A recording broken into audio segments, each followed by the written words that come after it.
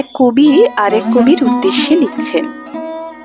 একবার এক কবিতায় লিখেছিলাম, প্রিয় জিনিস হারাতে হারাতেই মানুষ বেঁচে থাকে। তবে আজ মনে হচ্ছে ভুল লিখেছিলাম।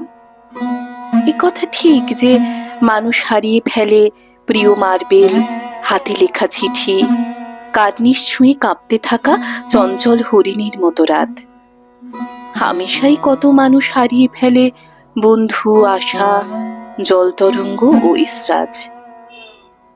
শোক পেতে পেতে এমনকি কেউ হারিয়ে ফেলে চোখের জল। তবু তবু আজ মনে হয় প্রিয় জিনিস হারাতে হারাতেই মানুষ বেঁচে থাকে। এ কথা ঠিক লিখিনি, ভুল লিখেছিলাম।